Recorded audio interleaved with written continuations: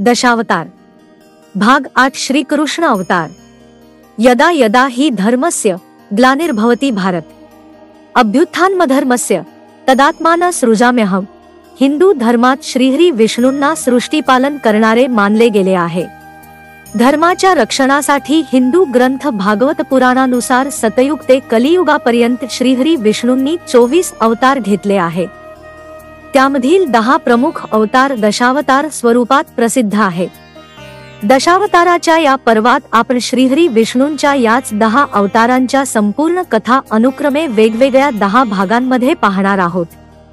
या सर्व कथा आपल्या चॅनेलवर उपलब्ध आहेत। चॅनेलला भेट देऊन या सर्व कथा नक्की पहा। सुरू करूया आजचा व्हिडिओ। श्रीहरी विष्णूंच्या श्रीकृष्ण अवताराची कथा। प्रिय भक्तांनो, विश्व रचयिता श्रीहरी विष्णूंनी आपल्या मूळ रूपातच द्वापरयुगात घेतलेला श्रीकृष्ण अवतार हा सर्व भक्तांना अतिप्रिय आहे।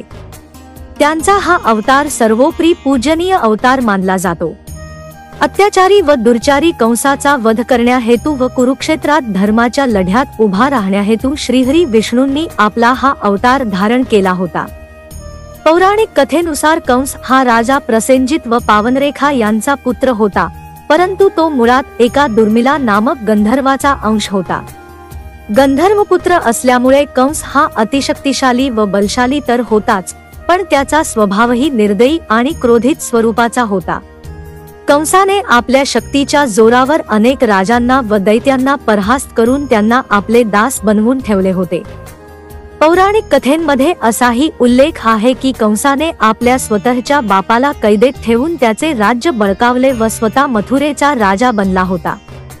अशा या अत्यंत क्रूर आणि निर्दयी कंसाचा अंत करण्याहेतू श्रीहरी विष्णूंना आपला 8वा अवतार घ्यावा लागला होता। कंसाचे त्याची चुलत बहीण देवकीवर अतिशय प्रेम होते। त्याने स्वहस्ते तिचा विवाह आपला परम मित्र वासुदेवांशी लावून दिला। त्यांना सोडण्यासाठी कंस जात होता तेव्हा एक आकाशवाणी झाली, क्रूर कंसा, तुझ्या पापांचा घडा भरला आहे। तू आतापर्यंत अतिशय क्रूर आणि निर्दयीपणे वागला आहेस। त्यामुळे श्रीहरी विष्णू स्वतः देवकीच्या पोटी 8वा पुत्र म्हणून जन्म घेतील व तेच ठरतील तुझ्या विनाशाचे कारण। आकाशवाणी ऐकताच कंस अतिशय क्रोधित झाला व त्याने आपले शस्त्र देवकीला मारण्यासाठी उचलले। तेव्हा वासुदेवांनी कंसाला विनवणी केली की तुझा काळ बनून आमचा 8वा पुत्र येणार आहे, आम्ही नाही। तू आम्हाला सोड, आम्ही आमचा 8वा पुत्र तुलाच सोपविल। तेव्हा कंसाने देवकी व वासुदेवांना बंदी बनवून कारागृहात टाकले। घाबरलेल्या कंसाला चारी बाजूला आता केवळ आपला काळ दिसत होता। कंस आपल्या विचारात असतानाच नारद मुनी त्याच्या समोर प्रकटले व त्याला एक भीती घातली की आकाशवाणी तर नक्कीच खरी ठरणार, पण तुझा काळ म्हणून जन्म घेणाऱ्या देवकीच्या पुत्राने 8व्या पुत्राऐवजी अगोदरच जन्म घेतला तर? त्यावर घाबरलेल्या कंसाने देवकीच्या एकाही अपत्यास भक्षायचे नाही असे ठरवले।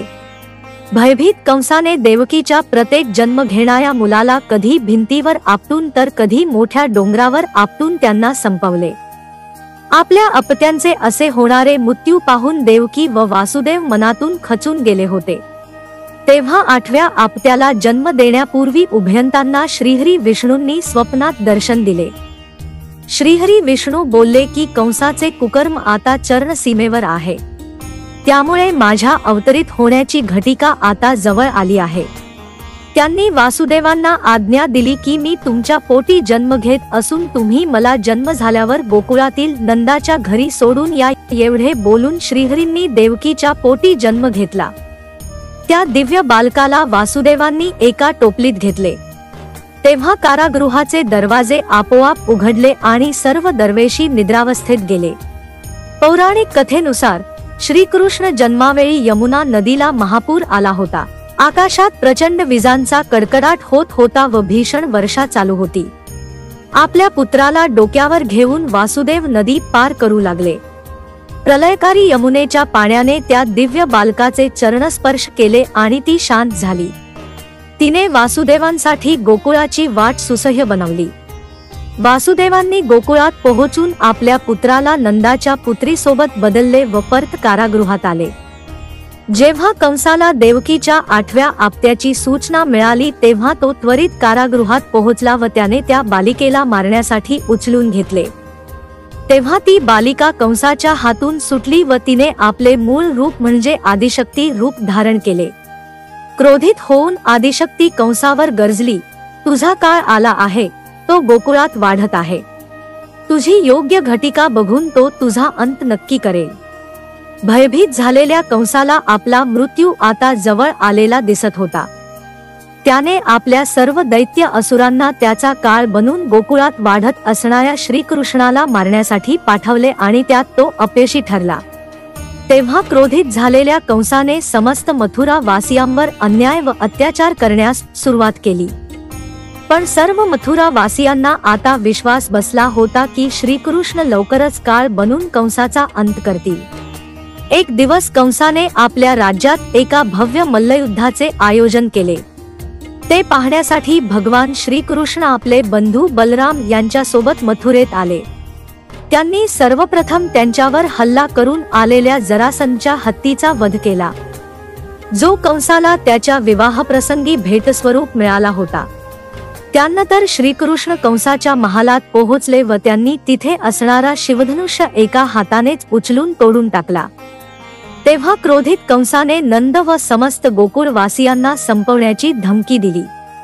त्याच्या या वखानावर क्रोधित होऊन श्रीकृष्णांनी एकाच उडीत त्याचे सिंहासन गाठले व त्याच्या केसांना धरून ओढ आखाड्यात घेऊन आले।